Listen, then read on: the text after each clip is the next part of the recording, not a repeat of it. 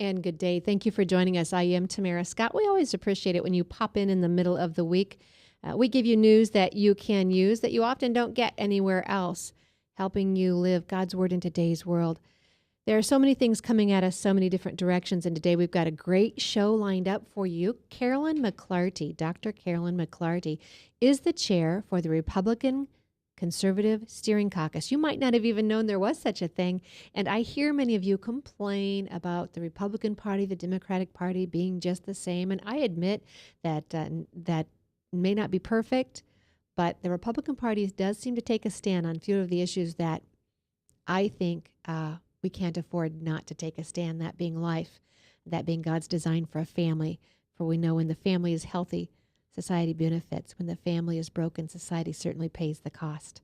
And so we'll be talking about the Supreme Court of the United States will be hearing a marriage debate, marriage arguments. April 28th, we'll be talking about that with Carolyn. There's the caucus, the Conservative Steering Caucus, has filed their own Amicus brief, and you can participate. You can sign on to it if you indeed support marriage. We'll be talking about that. Also, there are other things happening. There's another group asking you to consider praying. If you're a pastor, talking about it at your church this Sunday. What does marriage mean? What does God say about marriage? And how should we be behaving about it in our culture? Sometimes connecting the dots seems very difficult for people. Along with that, others, the American Renewal Project, is asking pastors to commit time to prayer on the 28th. The American Renewal Project, you can go to their website and check out what they're asking. But if you've got a church, the Bible calls us to prayer. 2 Chronicles 7:14 asks us, if we will pray, if we will repent, if we will call on his name, if we'll turn from our wicked ways, he'll hear our prayer, he'll heal our land. So it's not that he won't, it's the if. That two-letter word, the small word, is often the hardest word in the Bible, and the if is up to us. So that's something we should be considering. So we'll be talking to Carolyn about those things in just a minute. Let me just check Ryan with my producer. We thank Ryan for always making things happen on time and getting the events up for you. Ryan, I had sent you a couple of announcements, and we were debating whether to talk about them now or later. Do you want to talk about them now? Do you have Rand Paul ready? And let me just go ahead and pop him up. Rand Paul was at the Susan B. Anthony event this last week, and they were touting something he said. Now, this is Rand Paul saying, I paid for this microphone. I wonder if this is not the right clip. There's an audio here? Is there not a video with it? Oh, that's what I wanted. Rand Paul was asked the question. I'm going to bring Carolyn on because she was at the event with me. Carolyn and I were both, along with several other RNC members. One of those issues, as I said, that the Republican Party seems to take a stand on, that the Democratic Party either doesn't take a stand on or takes a stand against, and that would be life in the womb, frankly. And so Carolyn was one of several who got to attend the Susan B. Anthony event and hear some of the training and things that are happening in the life community that Thursday before the happening, and it was really good information. Carolyn, thank you for joining me. Thank you, Tamara. Thanks for inviting me. Appreciate it. I appreciate your time on the air. I appreciate your leadership in the Republican Party, the National Republican Party. Thank you. You are the Conservative Steering Caucus. Committee, yes. Conservative Steering Committee. Oh, well, I've said caucus to every email I've ever sent out. Well, that's okay because it's really part of the Republican National Conservative Caucus. It's a subset of that. Okay. It's a little confusing, but that's what it is. And so you chair that right now, and I want to get to that in this show. We'll talk about our Amicus brief, but I was going to mention Rand Paul. And do you remember the question it was that the reporter had asked Rand Paul when he answered so beautifully? Oh, golly. They were trying to catch him on the abortion issue. Was it the 20-week ban? Yes, it was all about the 20-week ban, and he turned it around to telling the reporter to ask Wasserman Schultz if she was in favor of killing 7-pound babies, because that's what 20-week babies can weigh. Right. And it was just beautiful to see. And this is what we're looking for.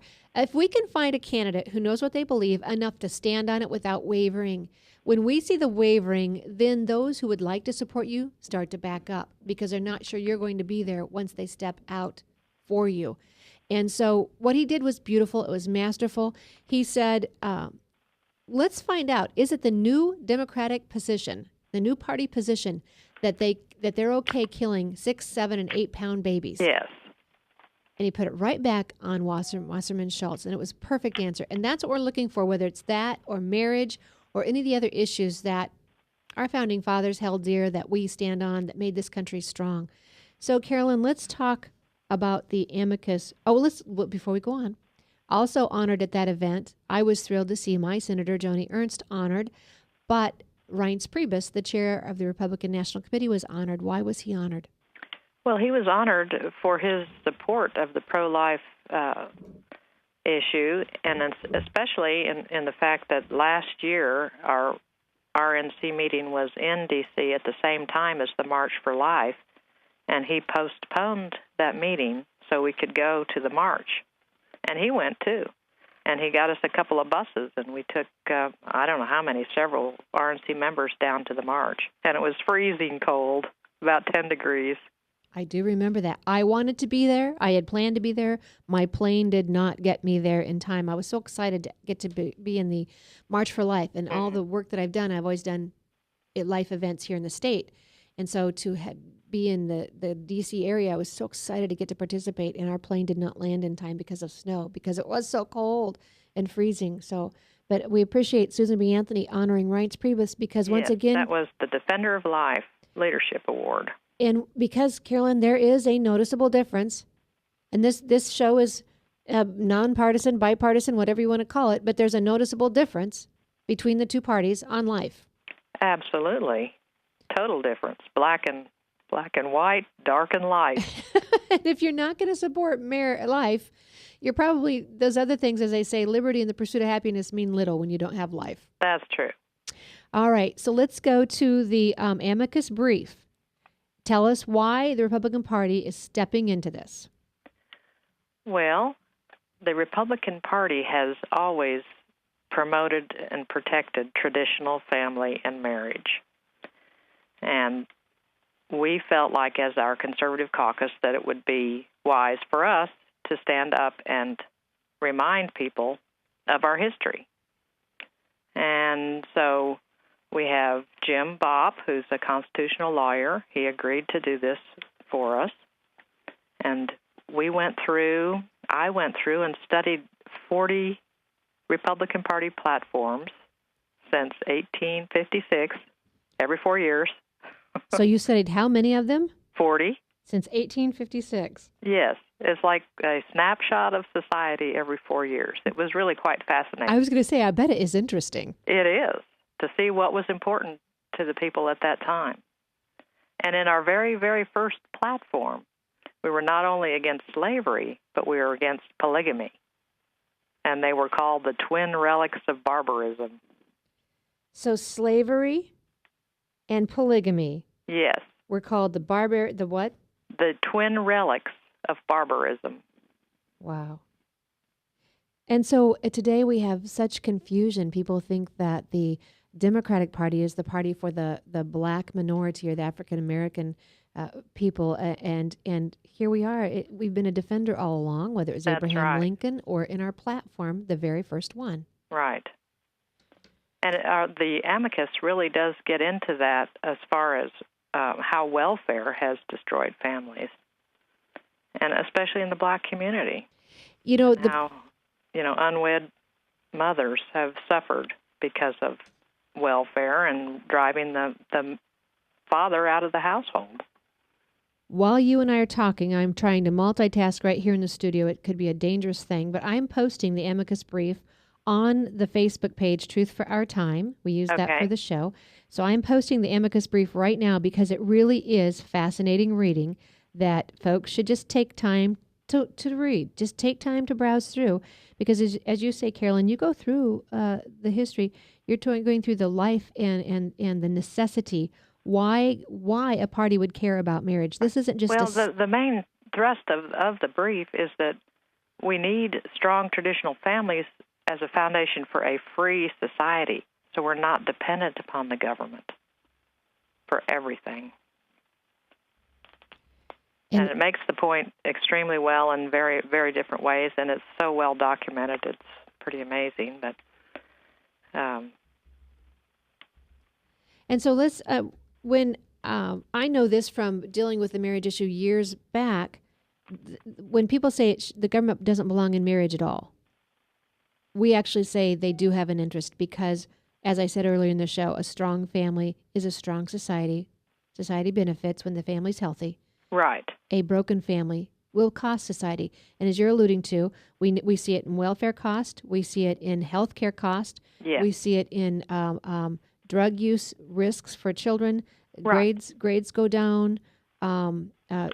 Risky behavior comes into play. Crime even goes up. That's right. That's right. And again, as we were going through the platforms, there was kind of a progression you could see. Of course, starting with the slavery and polygamy issues. And then it went into veterans of wars, of course, beginning with the Civil War, and helping out families whose father or husband had been lost, the widows and orphans.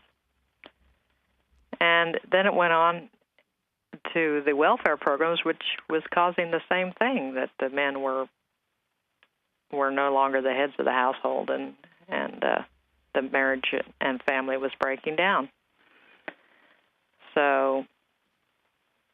Okay, so, and I've pulled up something else from a pastor by the name of Brad Sherman. You may know Brad.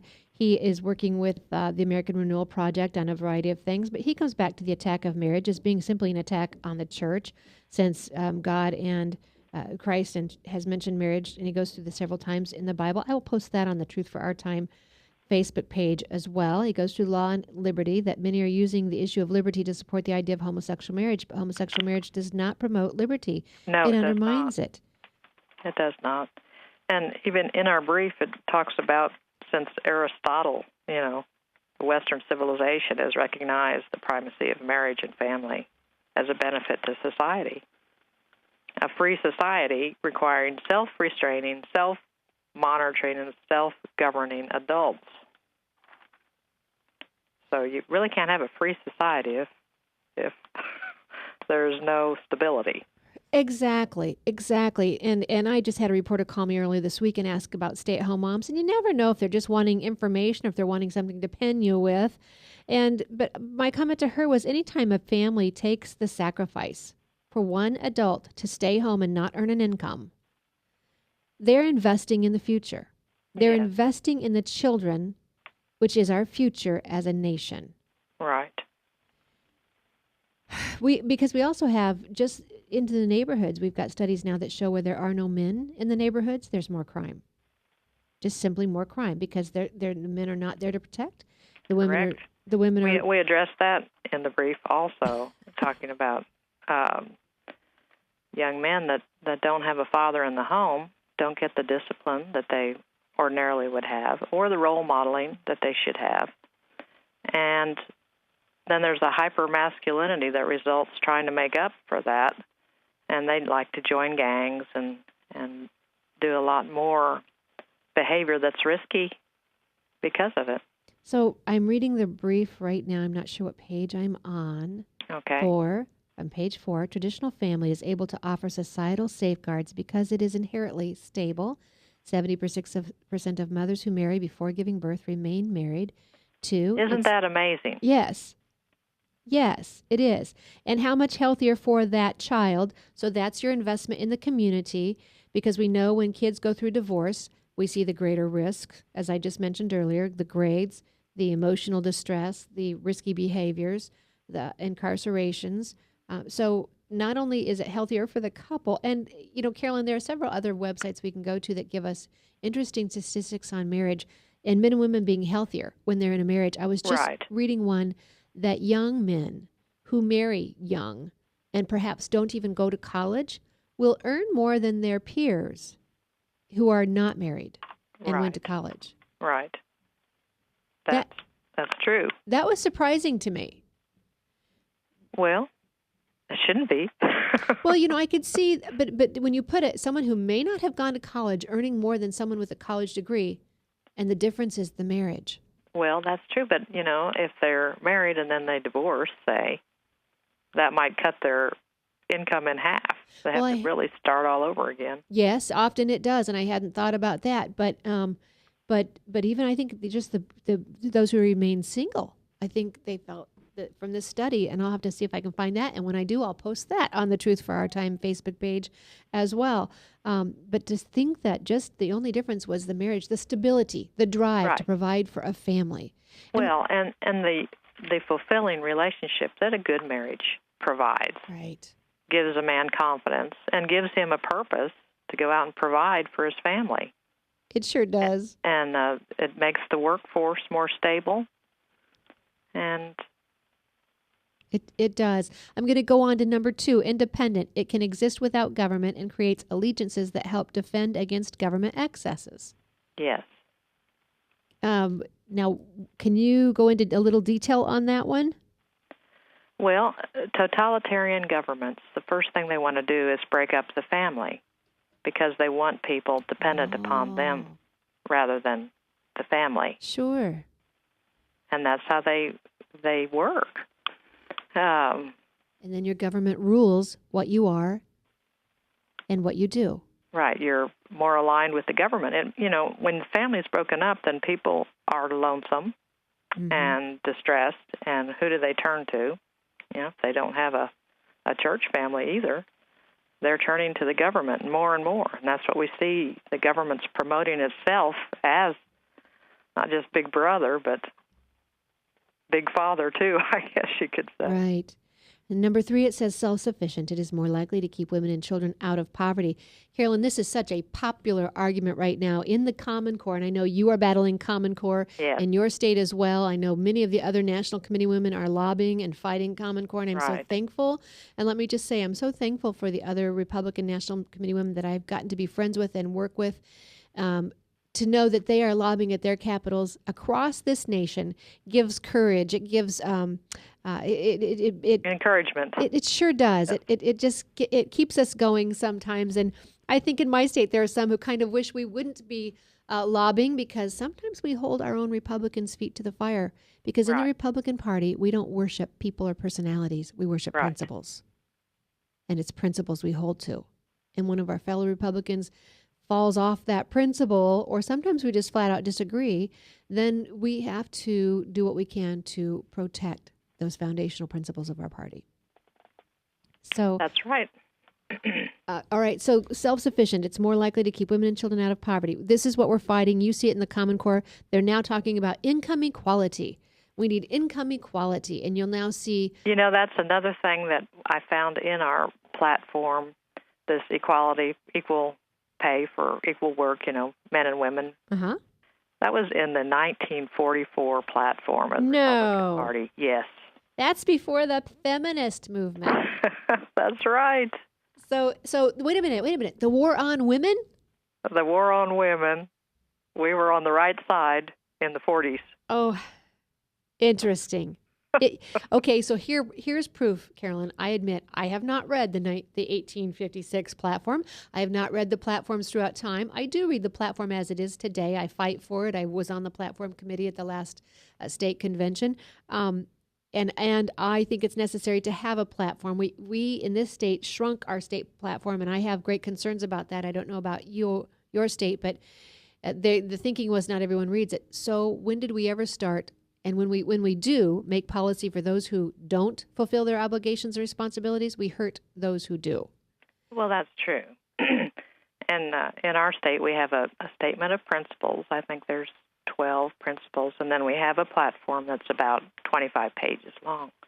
Excuse me. And I worked on that, too, this year. And it is interesting, in the national level, the platforms did start out, it was a little more than one page, and now it's like 60 pages. Because the more entwined government gets, the more we try to fight back. Well, that's true. I'd love to see it. It's much more complicated now. Absolutely. Then. I would love to see a candidate just stand up and say, it's not what laws I'm going to pass, it's what laws I'm going to repeal. There you go. I think they'd have a great following right away. So coming back to that poverty, we're seeing that now being used against in the education realm as why kids can't learn. Of course, we have Dr. Ben Carson proving that wrong, being raised in poverty, and his mother saw to it that he read and that he did book reports. So the poverty probably signals something worse.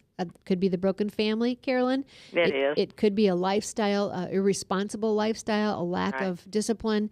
But poverty, the money issue, is not the problem. We see that we have too many folks coming here. When I say too many, I'm not saying too many coming here. I'm saying too many to prove this that we prove this wrong. Coming here from third world countries who are very poverty stricken, and they come here with great intelligence and can learn well in our post secondary educational systems. So, well, if they have the stability of a family, that makes a big difference. Absolutely. At any income level. Absolutely. Okay, so number 4 perpetuates itself indefinitely through the birth of children. Right. Something unique to male-female marriages that cannot be duplicated otherwise.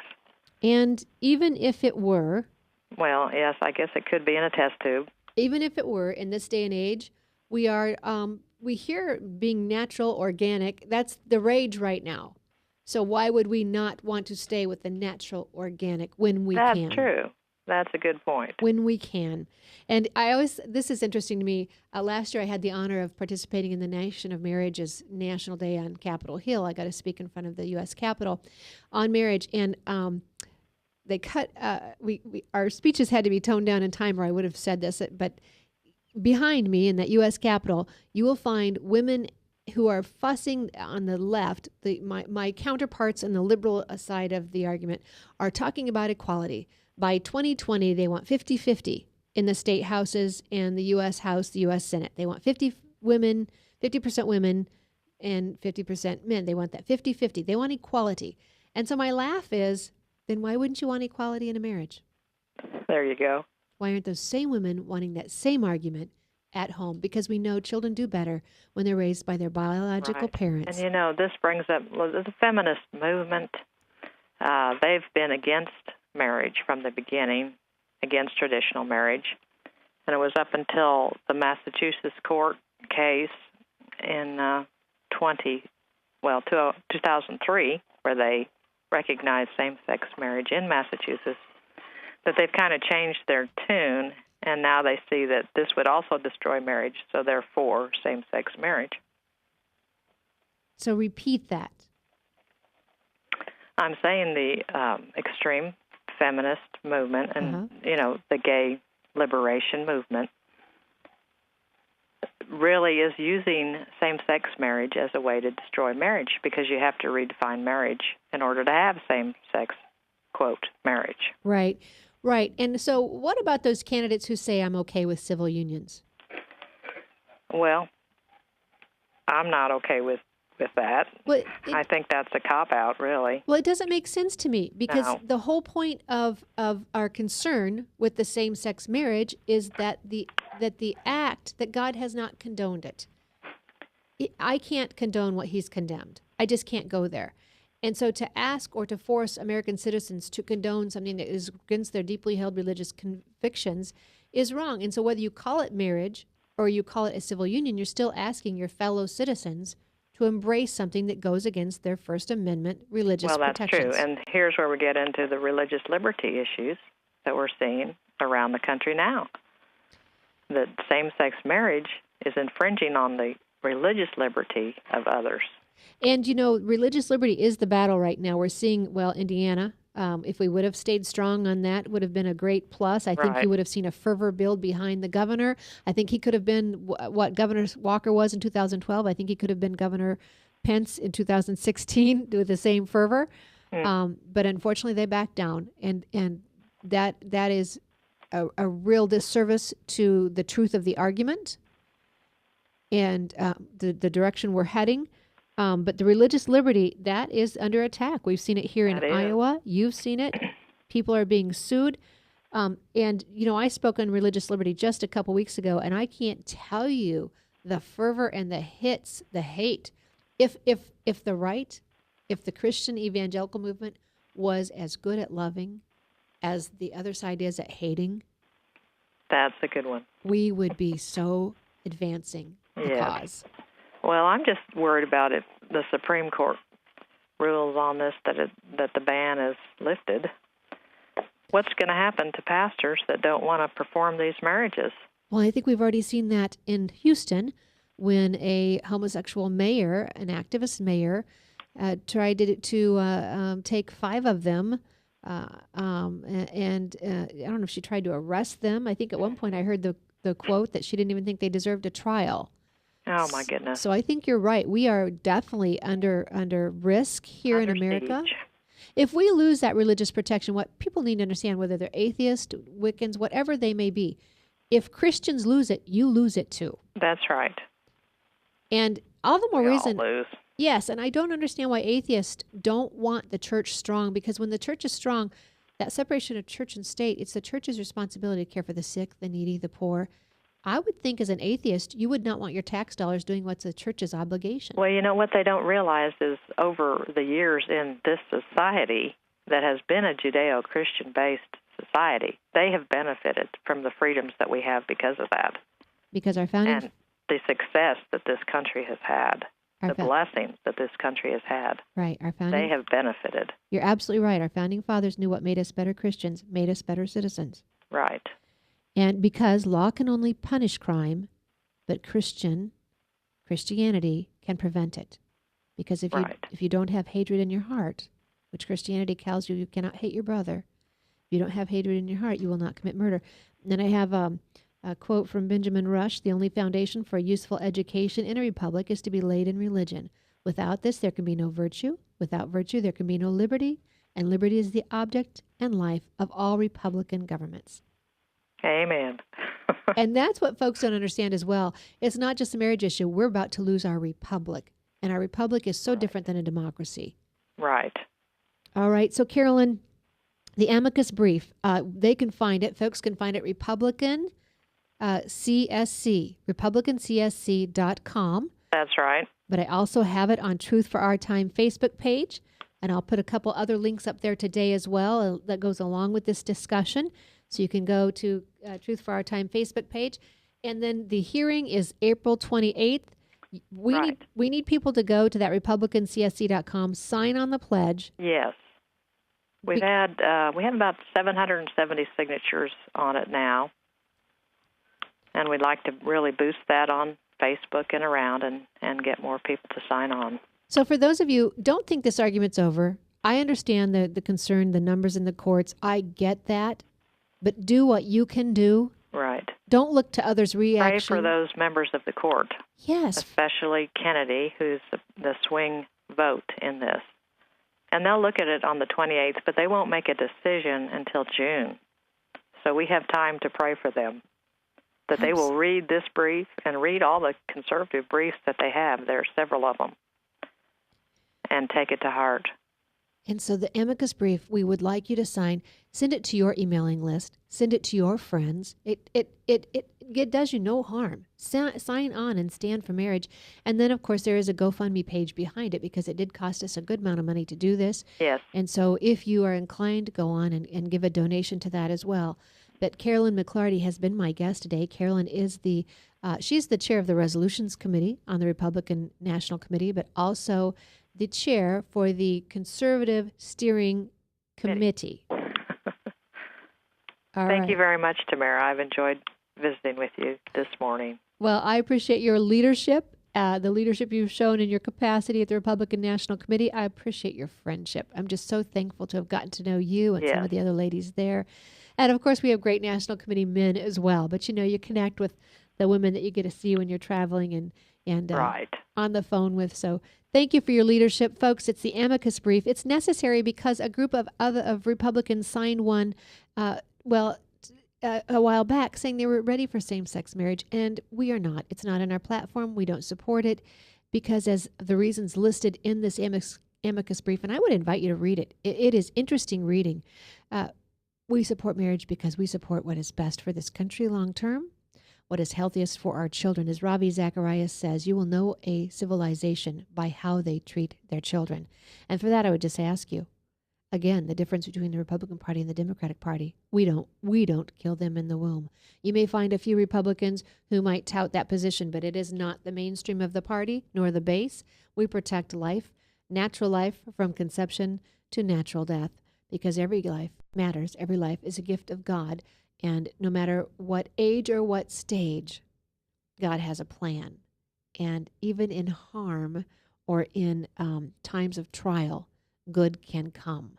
I think back to when my father passed away, there were so many great lessons that came alongside his passing and what he was able to teach and pass on to my children. Taught us how to live, taught us how to die. So those are just some of those great strengths, the character and the virtue that we espouse that makes us strong and that I think we still have in the Republican Party. Amicus brief is available, republicancsc.com. You can also go to the Truth for Our Time Facebook page, and I'll have those available with the other links for you today. We're going to take a break now. We need to thank our sponsors. Thanking Christians for America. Christians for America, Crave. Christians reviving American virtues every day. Pastor Don Swarthout, we're so thankful for him and his ability to minister and the books that he's written and to help other young evangelists and ministers start out as well.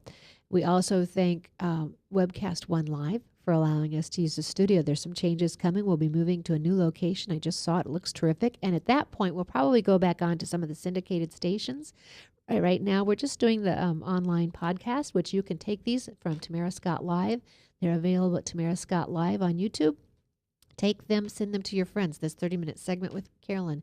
Pass it along to your friends as to why, if they haven't thought about marriage, why they need to think about it. It's not just an emotional issue that we get charged up and confront with at political times, but it is something that we need to understand as far as the civilization and the continuation of our society in a healthy whole. We're going to go to our break. We'll be right back after these messages. We'll come back with Donna Garner talking about the H.R. 5, the A-plus amendment at the federal level and how it's going to impact us in our states. And she has an interesting tie to that amendment, that bill, and some of the leftist agendas that are coming through as well. Stay tuned. From the RE/MAX Real Estate Concept Studios, this is Webcast One Live.